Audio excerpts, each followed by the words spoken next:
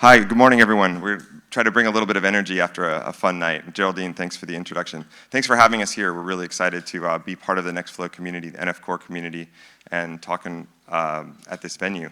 This is an interesting project. It's been a fun passion project for me. My background, I'm Kevin Moore. I'm the co-founder and CEO of Quilt Data. But before that, I've been a computer architecture and database systems researcher, formerly at places like Oracle Labs and Sun Microsystems. So I've been working on making data analysis go fast my whole career, from transistors to software, and usually thinking about it in kind of a relational or table-driven way. So it's been a little bit of a surprise to me as I've moved into this bioinformatics community and looking at some of the biological data that SQL appears to be a little bit underused. So I've had the pleasure with working with Laura Richards and asked her the question, sort of, why aren't you bioinformaticians using SQL to do some of this analysis?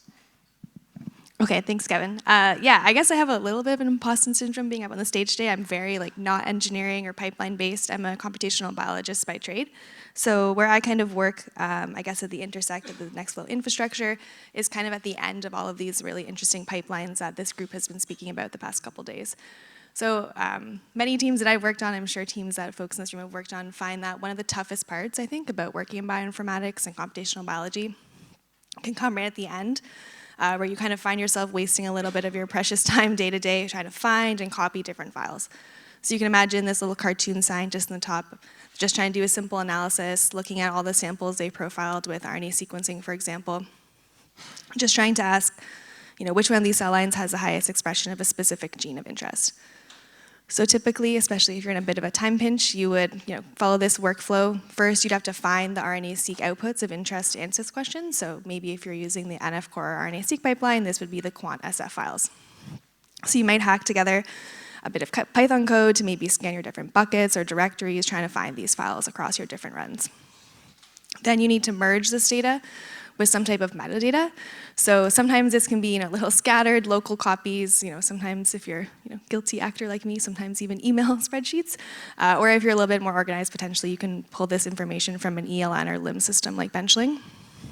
So once you kind of find all these bespoke files with all the sample level metadata like cancer type or age of the samples you're interested in, now with all these file paths in hand, you can load the files and actually aggregate them together. And then the analysis to actually answer this question just comes right at the end, this last little bit of code in the bottom right, where you merge the data together and look at, for example, the average expression of this gene across the cell lines. So this workflow can work, and it's very practical, but in a sense it becomes increasingly complex as you try to integrate more data types. You can imagine if you were trying to do multimodal analyses, like many in this group have spoke to, trying to integrate potentially whole exome sequencing or genome sequencing or flow cytometry data from the bench. This process can become increasingly complex trying to locate and merge these files. So it really speaks to the fact that these simple, kind of straightforward scientific questions often start off with this time-consuming, manual kind of data wrangling process to actually locate the files of interest to perform your analysis. But this doesn't necessarily have to be the case. So, what if everything were in one database and this analysis could become a single query? So here what we're showing is an example that if you had all this metadata and omics kind of outputs, sequencing data, expression files, for example here, you'd be able to perform and kind of collapse that Python code that's quite time consuming into a single SQL query where you could pull out just the bits of relevant data that you need to perform your analysis. So now I'll pass to Kevin to talk a little bit more about the database side of this. Thanks, Laura. Oh, you have the clicker. Thanks. So we've spent some time asking groups, why aren't you using databases to streamline data management like this? And for some very good reasons, they've told us it doesn't make sense, and especially it doesn't make sense at the early stage, at those iterative first experiments where you're changing the pipeline, trying different pipelines, trying different things every day. We found that plenty of biopharma groups that we work with do in fact build data warehouses, build data lakes to take their pipeline data when they hit a certain scale. If you're going to run 10,000 samples through, sure, we'll build a data warehouse. But all the other ancillary data, the supporting data, often isn't there and isn't available. And what we want to share with this community is it doesn't have to be that way. You don't actually need one database to do this kind of querying. Like our name Quilt would suggest, we're here to help talk about ways you can stitch together data sets from many different sources. And in this case, the tool that we're talking about is a federated system like AWS Athena that can do also query-on-read capabilities. And those two capabilities of federating merging queries from multiple databases or data sources, and query-on-read, which means you can query directly from the output files from your pipeline without actually extracting and transforming or loading them into a data warehouse, will let you not necessarily have the fastest query time, but it will give you the fastest time to your answer. So in the way that Brendan Buffler would always say, and I love that he said it again at this summit as well, because it takes a lot of time to grow a scientist, saving that scientist time, getting that answer faster is really what we're all here to do. Oh, am I supposed to? So anyway, these, I think I talked about that on 2 slides, but these federated systems that we'll talk about in the cloud are really available to you today, and we'd be happy to talk to you after in the hallway about how to set that up. Great, so using the systems that Kevin described, we performed a little pilot experiment that would mirror some of the work that we would do as computational biologists or bioinformaticians. So we scraped some public data sources, specifically the Cancer Cell Line Encyclopedia, and grabbed about 100 samples from that consortia data set.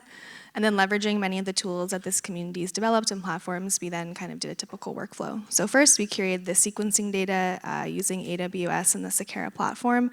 By running the NF-core fetch NGS pipeline to curate and download those raw FASTQ files for the RNA-seq data for the CCLE samples, and alongside also its experimental metadata, so things like cancer type, what organ it's from, and additionally some experimental features like doubling time.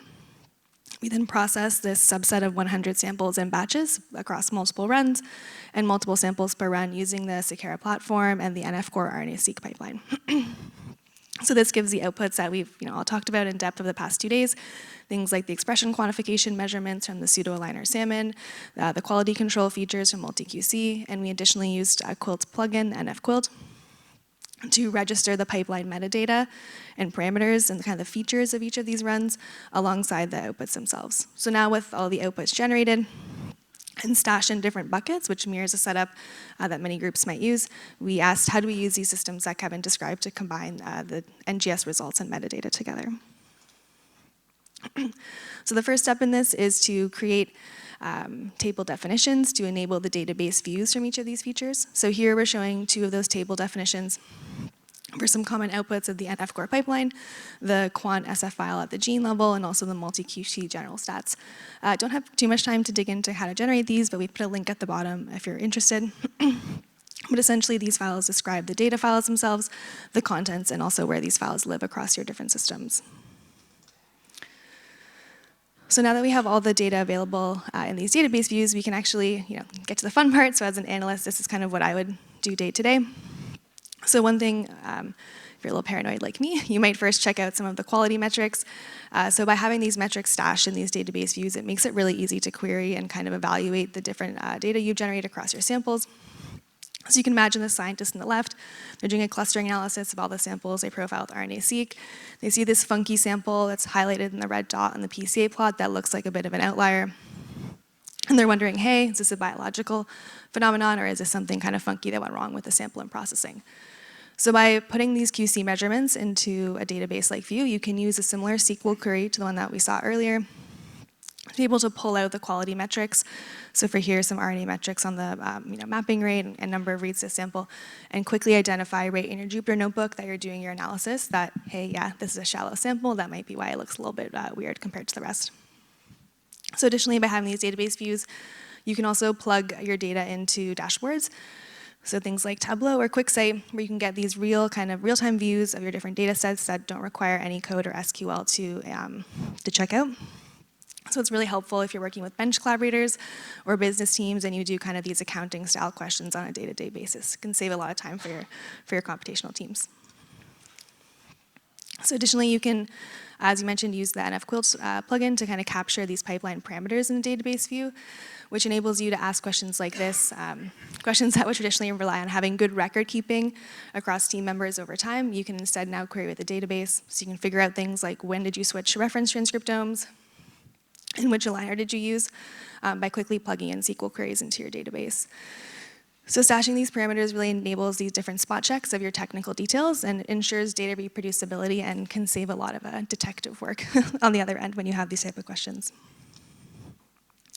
So the previous 2 examples were kind of single single data type queries.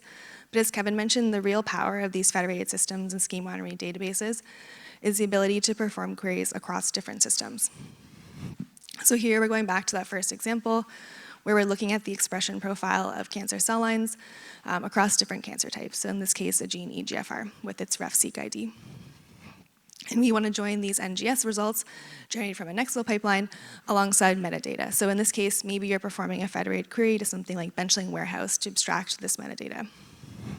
So first, right in your Jupyter notebook, you can perform the SQL query to extract the data from both the NGS results and the metadata. And it returns this multimodal pandas data frame where you can have these values from the two different sources side by side, and finally kind of transform these to do your analysis on the far right, which in this case could be a box plot showing the expression of this gene across the different cell line cancer types. So now I'd like to pass to Kevin to conclude. Thanks, Laura. Well, it's been a fantastic project, and really for me to just see the tip of the iceberg of what we can do and what the scientific questions are that we can answer if we have these data sets that are able to be stitched together and analyzed in one place. So these simple SQL queries really can save bioinformatics team hours of finding and copying data. If you're in the cloud and in AWS, AWS Athena is a fantastic tool and is absolutely where I recommend every team start this journey of using SQL to query their data. Other thing there is we see a lot of teams stumble with this kind of false choice of needing to either build a data warehouse or not use SQL at all. And strong advice to everyone out here is get started with SQL early. You can do it you'll get answers faster without worrying about the performance of the query itself. Worry about the time it takes to set up the tables and set up the query. Optimize that, you'll get your answers faster than worrying about optimizing the queries ahead of time. And then finally, we're Quilt.bio. We build a scientific data management system for AWS. If you're interested in help or an automation for setting up fair data access to all of your bioinformatics and other instrument data in AWS Cloud, please give us a call or send us an email. And we'll be in the break room afterwards to show anyone how the system works. Thanks so much.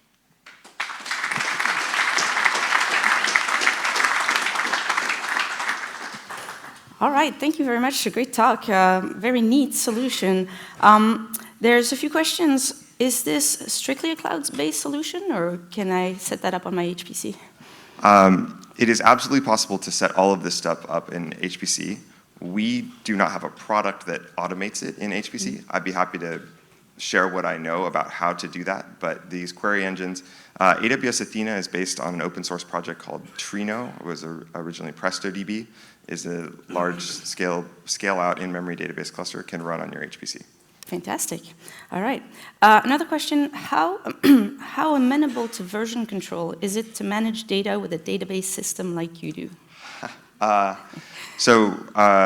Quilt is a version data. We have a construct called the data package, and NF-Quilt will automatically build those data packages from any of your Nextflow pipeline runs. All of the system that we've talked about works with these version data sets. There are some tricky bits that are beyond the scope of this 15-minute talk, but I'd be happy to go into about using Athena with versioned objects. It basically doesn't work. But we can work around that, and we can help with that. So send me an email offline or interesting. Offline. Yeah, very good. And one more thing, what kinds of things does the NF-Quilt Nextflow plugin do automatically? Oh, that's a great question. So we gave a talk on this last year, 2 years ago, but it's evolved a lot. So please take a look at it. The basics are it's similar in some ways to NF-Prov. It predates NF-Prov, and there's a lot of synergy there, but it will, by default, capture all of the outputs, all the run state, all the variables. What were some of the things you captured? Basically, yeah, any parameter you can kind of tune, or like those knobs you can dial in your pipeline, it will capture that. So it's a huge kind of dictionary, like JSON-style format file with, all the different features, including the defaults as well, that you don't necessarily alter. So all of that is made available in a logical single data set that's then linkable to something like benchling. So a lot of our customers are connecting these packaged data sets from their Nextflow runs right to the ELN entries in their systems like benchling, so that their wet lab, they can collaborate with the wet lab scientists and give them one link to see the multi-QC report, to see all the results of that pipeline. Fantastic. Well, thank you very much for a great talk, and thank you for being a sponsor and making all this happen. Thank you very much.